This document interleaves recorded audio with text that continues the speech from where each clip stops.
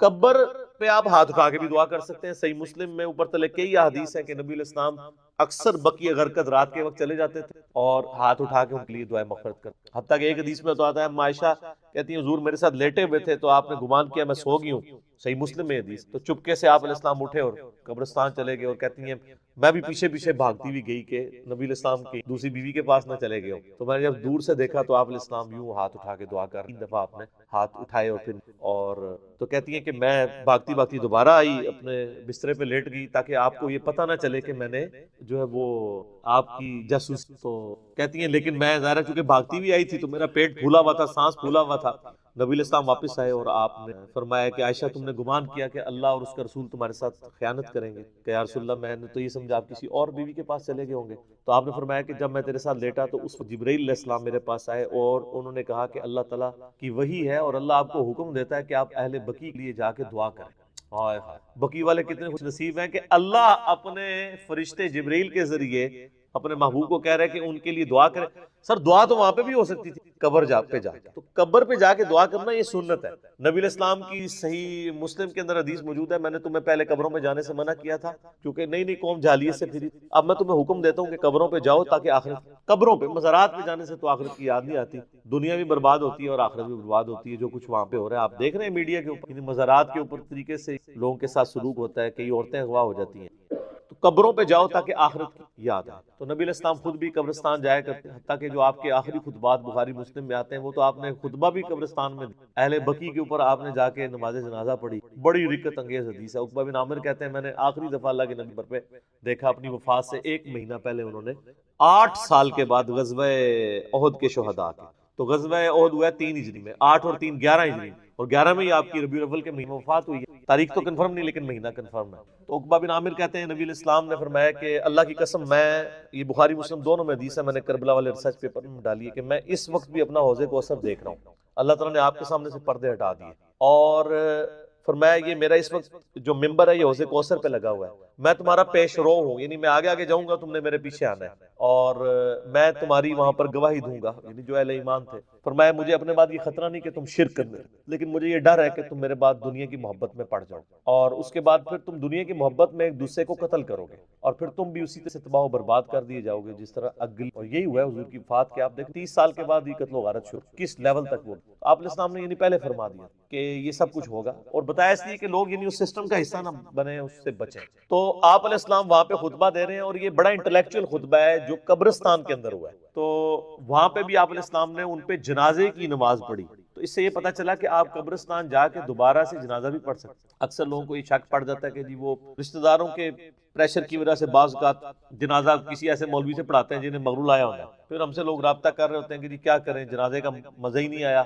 تو ہم انہیں کہتے ہیں جا کے قبرستان دوبارہ جنازہ پڑھ لیں. کسی کی والدہ فوت ہوئی, کسی کا والد فوت ہوا, کسی کا بھائی فوت ہوا, تو قبرستان جائیں, قبر کو سامنے رکھ کے قبلہ رخ ہو جائیں آپ اور جنازہ قبرستان پڑھ کے دوبارہ پڑھیں. نبی علیہ السلام سے ثابت ہے اور اس میں آپ دعائیں مانگیں تسلی سے. آپ بیشک 15 منٹ کا جنازہ پڑھیں, وہاں نہیں آپ کو کوئی کہے گا جی سر جلدی کرو ٹائم ہو گیا. تو ایسے بھی کیا جا سکتا ہے, بعد میں جا کے جنازہ بھی پڑھ سکتے ہیں, دعا بھی کر سکتے ہیں, ثابت ہے. حتیٰ کہ بخاری مسلم دونوں میں حدیث ہے بڑی رکت انگیز کہ ایک عورت تھی جو مسجد نبی کی صفائی کیا کرتی تھی, حبشی عورت تھی. 1 دن 2 دن 3 دن گزرے, آپ نے فرمایا 2-3 دن سے مجھے نظر نہیں آ رہی صفائی کر. صحابہ نے کہا رسول تو فوت ہو گئی ہے اور ہم نے آپ کے آرام میں خلل سمجھتے ہوئے رات کے وقت فوت ہوئی تھی تو ہم نے اس کو جنازہ پڑھ کے دفنا دیا. آپ فرمایا مجھے کیوں نہیں بتایا؟ حریص علیکم, فرمایا مجھے اس کی قبر پہ لے. صحابہ کرام قبر پہ لے گئے, وہاں جا کے آپ نے نماز جنازہ دوبارہ پڑھی, حالانکہ جنازہ پہلے ہو چکا تھا. اور پھر آپ جب واپس پلٹے تو آپ نے فرمایا کہ یہ قبریں اندھیروں میں ڈوبی ہوئی تھی, اللہ نے میرا جنازہ پڑھنے کی برکت سے ان قبروں کو نور سے بھرا. سبحان اللہ. لیکن اس کا ایک بڑا تلخ پہلو ہے کہ نبی علیہ السلام کے مبارک زمانے میں بھی ایسے لوگ تھے کہ جن کی قبریں اندھیرے میں ڈوبی ہوئی تھی, اور ظاہر وہ مسلمان ہی تھے. کافر کی قبر میں تو نبی کے جنازہ پڑھنے سے نور تو نہیں جا سکتا, کیونکہ سورہ توبہ کے اندر ہے کہ آپ 70 دفعہ بھی دعا کریں ہم ان کو نہیں بخشیں گے, کیونکہ اللہ تعالیٰ نے شرک تو نہیں معاف کر. اس کا مطلب وہ مسلمانوں کی قبریں تھیں. تو آج کے مسلمان کس چکر میں بیٹھے ہوئے ہیں, کچھ بھی ہیں تیرے محبوب کی امت سے, بڑا خطرناک معاملہ. یہ بھی رزلٹ نکلتا ہے. دوسرا یہ بھی رزلٹ نکلتا ہے کہ نبی علیہ السلام قبر میں حاضر و ناظر نہیں ہوتے, ورنہ آپ تو جب آپ کو بتایا کہ فوت ہوگی تو آپ فرماتے ہیں ہاں مجھے پتا چلا ہے, میں 3 دن پہلے اس کی قبر میں گیا تھا, میرے بارے میں سوال ہوا تھا. تو آپ تو یہ من گھڑت عقیدے لوگوں نے بنائے. قبر میں سوال ہوتا ہے لیکن کوئی تصویر نہیں دکھائی جاتی, اس میں کوئی الفاظ ہی نہیں ایسے. تو بہرحال یہ قبرستان جا کے دعا کرنا، مردوں کے لیے دعا کرنا، یہ نبی الاسلام نے اس کو مشروع کیا۔ اس میں اکثر جو ہمارے معاشرے کے اندر، سب کانٹیننٹ کے اندر رسومات ہیں، یہ بدعت ہیں۔ کچھ چیزیں سنت بھی ہیں لیکن زیادہ تر بدعت ہیں۔ یہ جتنی باتیں آپ نے گنوائی ان میں اکا دکا چیز تو آپ سنت کہہ سکتے ہیں، باقی اس سے بھی بڑھ کر لوگ تو کفنی لکھتے ہیں باقاعدہ، یعنی وہ کئی بار ہمارے پاس بھی لوگوں نے بھیجا ہے کہ جی آپ اس کے اوپر ذرا کلمہ لکھتے ہیں، فزیکلی کلمہ کفن کے اوپر لکھو۔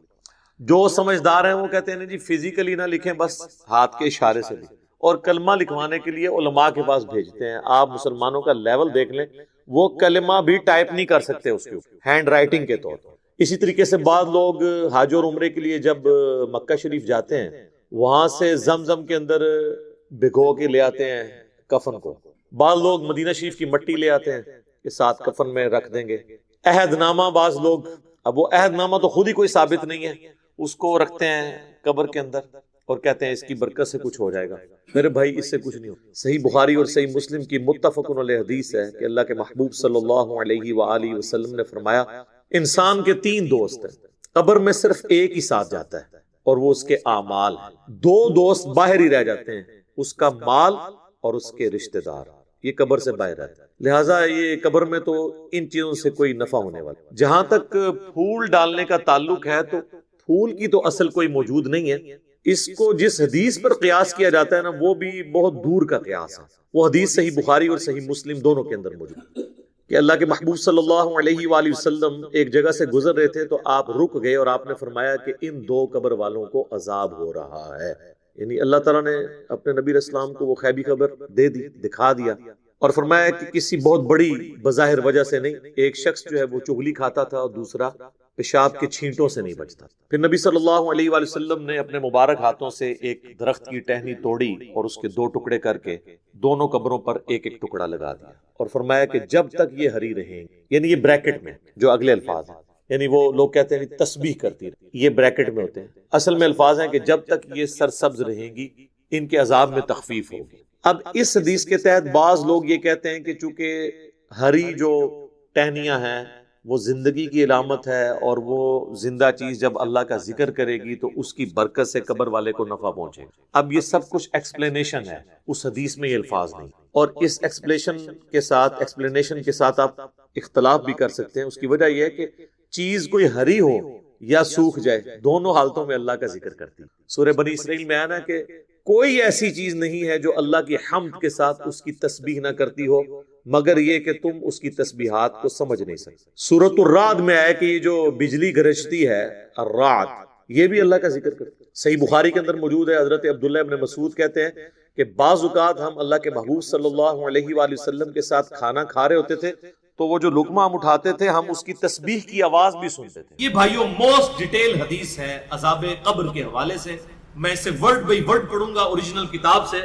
سنن ابی داؤد میں 4753 ہے، مسند امام احمد میں جلد 4 صفحہ 287 پر 18557 ہے، اور المستدرک للحاکم میں 107 نمبر حدیث ہے، مشکات میں 1630 نمبر۔ اچھا، یہ ابو داؤد کی جو اس کی روایت ہے اور مسند احمد کی، اس میں آمش مدلس ہے اور ان سے روایت کر رہا ہے، لیکن جو المستدرک للحاکم کی روایت ہے اس میں امام آمش نے اپنی سماع کی تصریح کی ہے اور انہوں نے کہا کہ میں نے حدیث سنی ہے، ان سے روایت نہیں کی بلکہ انہوں نے حدثنا سے کی ہے۔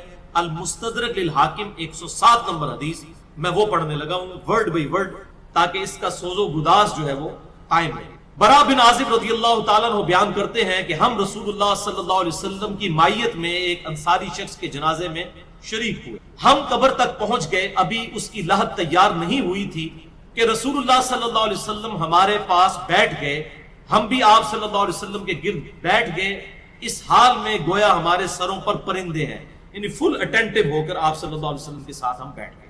آپ کے مبارک ہاتھوں میں ایک لکڑی تھی جس سے آپ زمین کو رید رہے۔ آپ صلی اللہ علیہ وسلم نے سر مبارک اوپر اٹھایا اور فرمایا عذاب قبر سے اللہ کی پناہ طلب کیا کرو۔ آپ نے 3 بار یہ بات ارشاد کی۔ پھر آپ صلی اللہ علیہ وسلم نے ارشاد فرمایا، بندہ مومن جب دنیا سے رابطہ توڑ کر آخرت کی طرف متوجہ ہوتا ہے، یعنی جب اس کی موت کا وقت آتا ہے، تو سورج کی طرح چمکتے دمکتے سفید چہروں والے فرشتے جنتی خوشبودار جنتی کفن لے کر اس کے پاس آتے ہیں، حتیٰ کہ وہ حد نظر تک اس کے سامنے بیٹھ جاتے ہیں۔ پھر ملک الموت تشریف لاتے ہیں حتیٰ کہ وہ اس کے سر کے پاس بیٹھ جاتے ہیں. اچھا قرآن میں بھی ملک الموت کا نام آیا ہے سورہ سجدہ کے اندر, احادیث کے اندر بھی, البتہ تورات میں اس کا نام اسرائیل بھی آیا ہے. اور ہمارے اہل سنت کے جو اولین مفسرین ہیں امام طبری رحمہ اللہ المتوفى 310 ہجری, انہوں نے بھی یہ ورڈ استعمال کیا ہے. لہٰذا موت کے فرشتے کو اسرائیل کہنا بھی جائز ہے ہمارے سلف کے ہاں, کیونکہ آج کل بعض لوگ کہتے ہیں اسرائیل نہیں ملک الموت ہی کہنا چاہیے, اسرائیل کا لفظ بھی ثابت ہے. پھر ملک الموت تشریف لاتے ہیں حتیٰ کہ وہ اس کے سر کے پاس بیٹھ کر کہتے ہیں پاکیزہ روح اللہ کی مغفرت اور اس کی رضامندی کی طرف چل. وہ روح ایسے نکلتی ہے جیسے مشکیزے سے پانی کا قطرہ, بالکل غیر محسوس طریقے سے اس کی روح نکال لی جاتی ہے. اور جب ملک الموت اس کی روح نکالتے ہیں تو باقی فرشتے اسے آنکھ جھپکنے کے برابر بھی ملک الموت کے پاس نہیں رہنے دیتے, بلکہ اسے فوراً اس کے کفن اور اس خوشبو میں لپیٹ دیتے ہیں جو جنت سے لائی ہوئی. پھر اس کی روح کو لے کر بلند ہوتے ہیں اور فرشتوں کی جس جماعت کے پاس سے وہ گزرتے ہیں تو فرشتے پوچھتے ہیں کہ یہ کیسی خوشبو ہے, تو وہ اس کے دنیا کے ناموں میں سے بہترین نام لے کر بتاتے ہیں کہ یہ فلاں بن فلاں کی روح ہے. حتیٰ کہ وہ اسے آسمان دنیا تک لے پہنچتے ہیں اور اس کے لیے دروازے کھولنے کی اجازت طلب کرتے ہیں, تو جنت کے جو آسمانوں کے دروازے ہیں اس کے لیے کھول دیے جاتے ہیں. پھر ہر آسمان کے مقرب فرشتے اگلے آسمان تک اسے پروٹوکول دیتے ہوئے اس روح کے ساتھ جاتے ہیں حتیٰ کہ اسے 7ویں آسمان تک پہنچا دیا جاتا ہے. تو اللہ تعالیٰ فرماتا ہے میرے بندے کا نامہ اعمال علیین میں لکھ دو, جو سورۃ المطففین میں آیا ہے. علیین اور سجین یہ دو مقامات ہیں. ایمان والوں کی روحیں جو ہیں علیین میں ان کا نامہ اعمال لکھا جاتا ہے, اور جو منافقین ہیں مجرم ہیں سجین میں لکھا جاتا ہے. سورۃ المطففین سورت نمبر 83 ہے, پارہ نمبر 30 کے. اور اسے واپس دنیا کی طرف لے جاؤ کیونکہ میں نے انہیں اسی دنیا سے پیدا کیا اور اسی میں انہیں لوٹاؤں گا اور پھر دوبارہ اسی سے نکالوں گا. پھر اس کی روح اس کے جسم کی طرف لوٹا دی جاتی ہے. لیکن یہ لوٹنا دنیا کا سا لوٹنا نہیں ہوگا, یعنی وہ لوٹنے کے بعد یہ نہیں ہے کہ مردہ قبر میں کوئی بیٹھ جائے گا ہمیں نظر آئے گا. یہ سب کچھ برزخی معاملات ہوں گے جو میں نے پچھلی دفعہ ڈسکس کیے تھے سورہ فاطر کی آیت نمبر 42 کے تحت, کہ نیند کی حالت میں بھی انسان کی روح قبض ہوتی ہے لیکن اس کو چٹکی کاٹے تو وہ جاگ اٹھتا ہے, روح کا تعلق بھی رہتا ہے اس حالت میں بالکل اس طریقے سے. یہ ایک ڈیفرنٹ لائف ہے برزخی. پھر 2 فرشتے اس کے پاس آتے ہیں یعنی اس کی قبر میں, اسے بٹھا کر پوچھتے ہیں. اب یہ وہ 4 سوال یہاں پر آ رہے ہیں اس ڈیٹیل میں. پہلا سوال کرتے ہیں تیرا رب کون, من رب, وہ کہتا ہے ربی اللہ, میرا رب اللہ ہے. دوسرا سوال پوچھتے ہیں تیرا دین کیا, ما دینوں کا, تیرا دین کیا, تو وہ کہتا ہے میرا دین اسلام ہے. پھر پوچھتے ہیں کہ وہ آدمی جو تم میں مبعوث کیے گئے وہ کون ہے.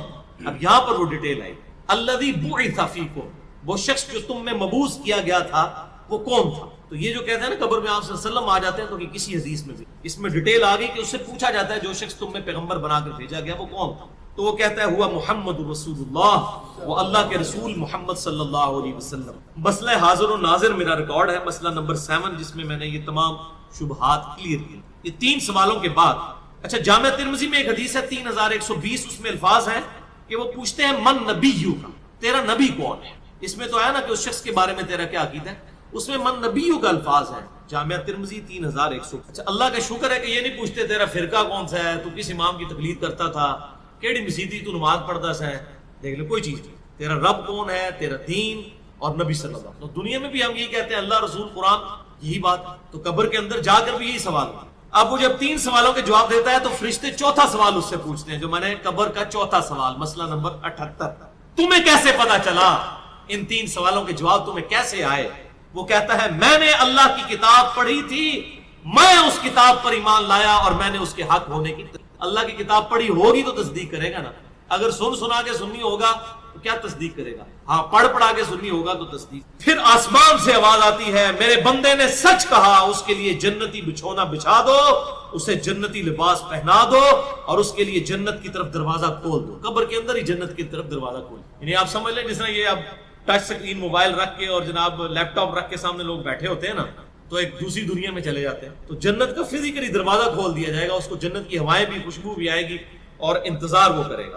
وہاں اسے ہوا کے جھونکے اور خوشبو بھی آتی ہوگی اور حد نظر تک اس کی قبر کو کشادہ کر دیا جائے گا. خوبصورت چہرے, خوبصورت لباس اور بہترین خوشبو والا ایک شخص اس کے پاس قبر میں آئے گا اور کہے گا اس چیز سے خوش ہو جا جو چیز تجھے خوش کر دے, یہ وہ دن ہے جس کا تجھ سے وعدہ کیا جاتا تھا۔ وہ شخص پوچھے گا کہ اے شخص تو کون ہے؟ تیرا چہرہ بھلائی لانے والا چہرہ ہے۔ وہ جواب دے گا میں تیرا عمل صالح ہوں، یعنی نیک عمال ایک خوبصورت انسان کی شکل میں اس کی قبر میں آ جائے۔ تو پھر وہ شخص کہے گا اے اللہ، اے میرے رب، جلدی کر، فوراً قیامت قائم فرما دے حتیٰ کہ میں اپنے اہل و عیال کی طرف چلا جاؤں۔ یعنی مومن کہے گا اللہ جلدی جلدی قیامت آئے، مجھے تو اینڈ رزلٹ نظر آ رہا ہے، مجھ سے انتظار نہیں ہوتا، فوراً قیامت آ جائے۔ ابھی سائملٹینیس کنٹراسٹ آنے والا ہے۔ جب کافر اور مجرم شخص دنیا سے جاتا ہے تو آپ صلی اللہ علیہ وسلم نے فرمایا سیاہ چہروں والے فرشتے بالوں سے بنا ہوا ایک کمبل لے کر آسمان سے نازل ہوتے ہیں اور حد نظر فاصلے تک اس کے سامنے بیٹھ جاتے ہیں۔ پھر ملک الموت، موت کا فرشتہ آتا ہے حتیٰ کہ اس کے سر کے پاس بیٹھ جاتا ہے اور کہتا ہے خبیث روح، اللہ کی ناراضگی کی طرف چل۔ وہ روح اس کے جسم میں پھیل جاتی ہے تو وہ ملک الموت اس طرح اسے کھینچتا ہے جیسے لوہے کی سلاخ کو گیلے اون میں سے کھینچا جاتا ہے، کر کے گرم سلاخ جو ہے وہ اونی کپڑے کے اندر گیلے کے اندر ڈال کے یوں کھینچی جائے نا، اس طرح اس کے پورے جسم سے اس کی روح۔ پھر ملک الموت سے باقی فرشتے اس کی روح کو لے کر پلک جھپکنے کے برابر بھی وہاں نہیں رہنے دیتے حتیٰ کہ وہ اسے بالوں سے بنے ہوئے کمبل میں لپیٹ لیتے ہیں اور اس سے زمین کے مردار سے نکلنے والی انتہائی بری بدبو نکلتی۔ وہ اسے لے کر اوپر چڑھتے ہیں تو وہ فرشتوں کی جس جماعت کے پاس سے گزرتے ہیں تو فرشتوں کی جماعتیں کہتی ہیں کیسی خبیث روح ہے۔ وہ کہتے ہیں یہ فلاں بن فلاں کی روح ہے، اور وہ اس کی دنیا کا انتہائی کبھی نام لے کر بتاتے ہیں حتیٰ کہ اسے آسمانی دنیا تک لے جایا جاتا ہے۔ اس کے لیے دروازے کھولنے کے لیے درخواست کی جاتی ہے تو آسمان کے دروازے اس کے لیے نہیں جاتے۔ پھر رسول اللہ صلی اللہ علیہ وسلم نے سورۃ الاعراف کی آیت پڑھی کہ ان کے لیے آسمانوں کے دروازے نہیں کھولے جائیں گے، وہ جنت میں داخل بھی نہیں ہوں گے حتیٰ کہ اونٹ سوئی کے سوراخ سے گزر جائے۔ یہ سورۃ الاعراف کی آیت آپ پھر آپ صلی اللہ علیہ وسلم نے فرمایا کہ اللہ تعالیٰ فرماتا ہے اس کی کتاب کو سب سے نچلی زمین میں سجین میں لکھ دو، پھر اس کی روح کو شدت کے ساتھ پٹ کھا جاتا ہے۔ پھر آپ صلی اللہ علیہ وسلم نے یہ آیت تلاوت فرمائی سورہ الحج کی، جو شخص اللہ کے ساتھ شرک کرتا ہے گویا وہ آسمان سے گر پڑا تو اب پرندے اسے اچک کر لے جائیں یا کسی دور جگہ پر پھینک دیں۔ پھر اس کی روح اس کے جسم میں لوٹا دی جاتی ہے اور دو فرشتے اس کے پاس آ کر اس سے پوچھتے ہیں تیرا رب کون؟ اب اس سے بھی سوال ہوتا ہے۔ وہ حیرت زدہ ہو کر کہتا ہے ہائے افسوس، ہائے افسوس، میں نہیں جانتا، میں نہیں جانتا۔ پھر پوچھتے ہیں تیرا دین کیا ہے؟ وہ پھر حیرت زدہ ہو کر کہتا ہے ہائے افسوس، ہائے افسوس، میں نہیں جانتا، میں نہیں جانتا۔ پھر اس سے پوچھتے ہیں کہ جو شخص تم میں مبعوث کیے گئے وہ کون تھے؟ تو وہ کہتا ہے ہائے افسوس، میں نہیں جانتا، میں نہیں جانتا۔ پھر آسمان سے آواز آتی ہے اس نے جھوٹ بولا، اس کے لیے جہنم کا بچھونا بچھا دو۔ اور بخاری میں الفاظ ہیں 1374۔ اس کے جواب میں فرشتے پھر اس سے چوتھا سوال کیا کرتے ہیں؟ لا دریتا ولا تلیتا، اور تو نے خود پڑھ کر سمجھنے کی کوشش کیوں نہیں کی؟ یا جو لوگ سمجھے ہوئے لوگ تھے، کتاب و سنت کے منہج پر چلنے والے لوگ تھے، ان کے ساتھ تو کیوں نہیں چلا؟ اللہ تعالیٰ فرماتا ہے اس کے لیے جہنمی بچھونا بچھا دو، جہنم کی طرف ایک دروازہ کھول دو، وہاں سے گرمی اور گرم ہوا اس کی قبر میں آتی رہے گی۔ اس کی قبر کو اس قدر تنگ کر دیا جائے گا کہ اس کی پسلیاں ایک دوسرے کے اندر داخل ہو جائیں گی، اور ایک قبیح چہرے والا شخص قبیح لباس میں انتہائی بدبودار حالت میں اس کے پاس آئے گا اور اسے کہے گا تمہیں ایسی چیزوں کی بشارت ہو جو تمہیں غمزدہ کر دیں، یہ تیرا وہ دن ہے جس کا تجھ سے وعدہ تھا۔ وہ پوچھے گا تو کون ہے؟ تیرے چہرے سے تو خیر کی توقع نظر نہیں آتی۔ وہ جواب دے گا میں تیرا خبیث عمل ہوں جو تو دنیا میں۔ بات عمل کے ساتھ ہی ہے، صرف کلمہ پڑھنا کافی نہیں ہے، عمل۔ پھر وہ کہتا ہے میرے رب قیامت قائم نہ کرنا، اے میرے رب قیامت قائم نہ کر۔ مومن کیا کہتا ہے؟ قیامت قائم کر رہا ہے اللہ۔ اب یہ وہ حدیث ہے وہ جس اس آیت کو حل کرتی ہے جو پچھلی دفعہ ایک بھائی نے سوال بھی کیا تھا۔ سورہ یاسین کی آیت نمبر ہے 52۔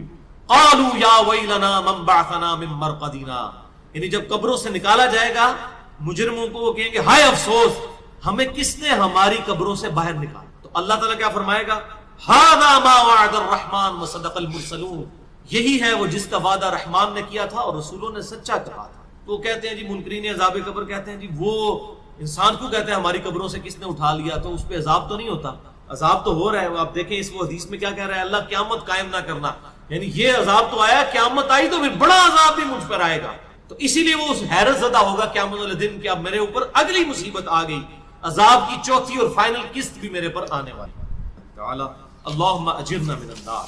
11वीं हदीस सुनन निसाई में 1834, मिशकात में 1629। अबू हुरैरा रज़ियल्लाहु ताला अन्हु कहते हैं आप सल्लल्लाहु अलैहि वसल्लम ने फरमाया, जब मुमिन शख्स की मौत का वक्त आता है तो रहमत के फरिश्ते सफेद रेशम लेकर आते हैं और कहते हैं, राजी होने वाली पसंदीदा रूह निकल, अल्लाह की राहत और रिज्क की तरफ चल, रब तुझ पर नाराज नहीं।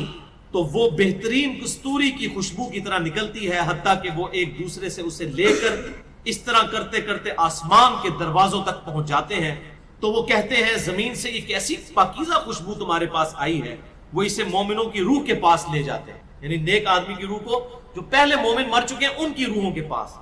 तो उन्हें उसके आने पर उससे भी ज्यादा खुशी होती है, यानी मोमिन इंतजार कर रहे होते हैं और वेलकम करते हैं, जैसा कि तुम में से किसी को अपने बिछड़े हुए शख्स के मिलने पर खुशी होती है। तो वो ऑलरेडी जो मुर्दा रूहें वहां पर पहुंची होती हैं, जो मर चुके शख्स जो होते हैं उनकी रूहें, वो नई आने वाली रूह से पूछते हैं, फलां का क्या हाल है, फलां का क्या हाल है। फिर वो कहते हैं इसे छोड़ दो, क्योंकि ये अभी अभी दुनिया के गम में मुब्तला होकर यहां पर आया है। तो मरने वाला शख्स कहता है कि तुम जिस शख्स के बारे में मुझसे पूछ रहे हो वो तो फौत हो चुका है, क्या तुम्हारे पास नहीं आया? वो कहते हैं, इसे तो उसके ठिकाने हाविया यानी जहन्नुम में पहुंचा दिया गया है। और जब काफिर शख्स की मौत का वक्त आता है तो अजाब के फरिश्ते बालों का लिबास लेकर उसके पास आते हैं और उसे कहते हैं, नाराज होने वाली नापसंदीदा रूह निकल, अल्लाह के अजाब की तरफ चल। वो मुर्दार की इंतहाई बदबू की सूरत में निकलती है, हत्ता कि वो इसे जमीन के दरवाजे के पास ले आते हैं। तो वो कहते हैं, ये कितनी बदबूदार है, हत्ता कि इसे काफिरों की रूह के पास मिला दिया जाता है। अब देखें कि वो मोमिन पूछ रहे होते हैं, अब मैं इसको ट्रांसलेट कर रहा हूं, बुरा नहीं मनाना। वो मोमिन कहते हैं कि फलां शख्स का क्या हाल है, फलां बुजुर्ग, फलां मौलवी साहब, फलां हज़रत साहब किधर है? वो कहते हैं, वो तो जनाब करूंगा मार बैठे तो आड़े बोल नहीं पहुंचे। और फिर फरिश्ते कहते हैं, जनाब इतने नहीं आए जो दोज़ख की देख ले। यानी वो इसीलिए पूछ रहे होते हैं कि तू तो चल हम तक पहुंच गया, फलां भी एक दुनिया में बड़ा कोई मशहूर नेक आदमी था, वो किधर गया? तभी तो वो एक्सपेक्ट कर रहे होते हैं ना उसको, कि उसको भी यहाँ पे आना चाहिए। तो उनको बताया जाता है कि भाई वो यहाँ पर नहीं, वो कहीं और। 12वीं हदीस जामिया तिर्मिज़ी में 1071 नंबर और मिशकात में 130 नंबर है। सैयदना अबू हुरैरा कहते हैं, नबी सल्लल्लाहु अलैहि वसल्लम ने फरमाया, जब मैयत को दफन किया जाता है तो दो स्याह फाम नीली आंखों वाले फरिश्ते उसके पास आते हैं। उनमें से एक को मुनकर और दूसरे को नकीर कहा जाता है। स्याह फाम नीली आंखों वाले खतरनाक शक्ल के फरिश्ते मुनकर और नकीर। बस वो कहते हैं, तुम इस शख्स के बारे में क्या कहा करते थे? यानी नबी सल्लल्लाहु अलैहि वसल्लम के बारे में सवाल होता है। तो वो कहता है, वो अल्लाह के बंदे और उसके रसूल हैं। मैं गवाही देता हूं कि अल्लाह के सिवा कोई माबूद नहीं और मोहम्मद सल्लल्लाहु अलैहि वसल्लम उसके बंदे और रसूल हैं। वो दोनों फरिश्ते कहते हैं, हमें पता था तुम यही जवाब दोगे। फिर उसकी कब्र को लंबाई और चौड़ाई में 70 हाथ कुशादा कर दिया जाता है। ये 70 कहते हैं कसरत, हद नजर तक कुशादा कर दिया जाता है। फिर उसके लिए इसमें रोशनी कर दी जाती है। फिर इसे कहा जाता है, सो जा। वो कहता है, मैं अपने घर वालों के पास वापस जाना चाहता हूं ताकि उन्हें बताऊं कि मैं कामयाब हो गया हूं। लेकिन वो कहते हैं कि तू दुल्हन की तरह सो जा, जिसे उसके घर का अजीज तरीन फर्द ही आकर बेदार करता है, हत्ता कि अल्लाह ताला उसे उसकी ख्वाबगाह से क़यामत वाले दिन बेदार करे। यानी उसे लिटा दिया जाएगा, फिर उस पर वो कैफियत, वो जन्नत वाली तारी रहेगी। फिर अल्टीमेटली अल्लाह ताला उसे दोबारा से जिंदा करेगा। और अगर वो मुनाफिक हुआ तो वो कहेगा, मैंने लोगों को एक बात कहते हुए सुना तो मैं भी वैसे ही कहा करता था, इन्हें मुझे नहीं पता, अल्लाह की वो गवाही नहीं दे सकेगा, रसूलुल्लाह सल्लल्लाहु अलैहि वसल्लम का इकरार नहीं कर सकता, मैं कुछ नहीं जानता। वो फरिश्ते कहेंगे, हमें पता था तुम यही कहोगे। बस जमीन से कहा जाता है, इस पर तंग हो जा। वो इस पर तंग हो जाती है, हत्ता कि उसकी हड्डियां और पसलियां एक तरफ की दूसरी तरफ आ जाती हैं, यूं बोले औज़ु बिल्लाहि ताला। और उसे मुसलसल अजाब होता रहेगा, हत्ता कि अल्लाह उसे ख्वाबगाह से दोबारा जिंदा करेगा। यानी क़यामत तक उस पर वो उस हालत में अजाब रहेगा। हमें नजर नहीं आएगा, जैसे सोया हुआ शख्स एक डरावना ख्वाब देखता है, वो तकलीफ महसूस करता है, पास खड़ा शख्स नहीं महसूस। और सुनन दारमी में एक हदीस है सही सनद के साथ, मिशकात में 134 नंबर है, कि आप सल्लल्लाहु अलैहि वसल्लम ने फरमाया, 99 अजदहे उस पर, 99 जो है खतरनाक डेंजरस किस्म के सांप उस पर मुसल्लत कर दिए जाते हैं, जो क़यामत तक उसे डसते रहते। और वो इतने खतरनाक अजदहे हैं, आप सल्लल्लाहु अलैहि वसल्लम ने फरमाया कि अगर उनमें से कोई एक भी दुनिया पर अपनी फुंकार फेंक दे तो दुनिया की जमीन कभी सब्जा ना होगा, ऐसा जहर है उनके। अल्लाहुम्मा अजिरना मिनन नार, अल्लाहुम्मा अजिरना मिनन नार। ये भाइयों, अज़ाब कब्र कैमरे से नहीं देखा जा सकता, ये अल्लाह ताला ने पर्दा रखा। 13वीं हदीस جامع ترمذی میں 2308، سنن ابن ماجہ میں 4267، مشکات میں 132۔ سیدنا عثمان غنی رضی اللہ تعالیٰ عنہ جب بھی کسی قبر کے پاس سے گزرتے تو اتنا روتے کہ ان کی داڑھی تر ہو جایا کرتی۔ ساتھیوں نے پوچھا حضرت جب دوزخ کا ذکر کرتے ہیں اس وقت تو آپ کی آنکھوں میں آنسو نہیں آتے، لیکن قبرستان آ کر آپ پر ایسی حالت کیوں طاری ہو جاتی ہے؟ تو سیدنا عثمان نے فرمایا کہ میں نے اپنے محبوب صلی اللہ علیہ وسلم سے سنا کہ بے شک قبر آخرت کی منزلوں میں سے پہلی منزل ہے، جو اس میں بچ گیا اگلی منزلیں اس کے لیے آسان ہوتی چلی جائیں گی، اور جسے یہاں پر مشکل درپیش ہوئی اس کی اگلی منزلیں اس سے بھی مشکل در مشکل ہوتی جائیں گی۔ پھر آپ صلی اللہ علیہ وسلم نے فرمایا میں نے قبر سے زیادہ سخت اور برا منظر کبھی نہیں دیکھا۔ تو یہ حضرت عثمان غنی رضی اللہ تعالیٰ عنہ کی وہاں پر یہ حالت، اور اس میں کیا الفاظ ہے؟ قبر آخرت کی منزلوں میں سے پہلی منزل، لہذا یہ پرفیکٹ دعا ہے، اللہم ربنا آتینا فی الدنیا حسنہ وفی الآخرۃ حسنہ وقنا عذاب النار۔ یہ مولویوں نے جو اپنے بیچ میں جو ہے وہ انجینئرنگ کرنے کی کوشش کی ہے، وقنا عذاب القبری، وقنا عذاب الحشری، یہ جو بدعت داخل کی ہے اس کی ضرورت ہی نہیں ہے، کیونکہ عذاب قبر بھی اس میں داخل ہے۔ اس میں الفاظ آپ نے دیکھ لیے کیا ہے، قبر آخرت کی منزلوں میں سے پہلی منزل، تو وقنا عذاب القبری وقنا عذاب الحشری کہنے کی ضرورت ہی نہیں ہے۔ ربنا آتینا فی الدنیا حسنہ وفی الآخرۃ حسنہ وقنا عذاب النار۔ تو اس سے یہ بھی بات پتہ چل گئی کہ قبرستان جانے کا مقصد ہے آخرت کی یاد، جو صحیح مسلم میں حدیث ہے 2259 کہ قبروں پہ جایا کرو تاکہ آخرت کی یاد آئے۔ تو سیدنا عثمان بھی دیکھیں قبرستان جا کر وہاں پر آخرت کی یاد کے لیے جایا کریں، اور یہ حقیقت بات ہے قبرستان جانے سے ہی انسان کا قبلہ درست ہو۔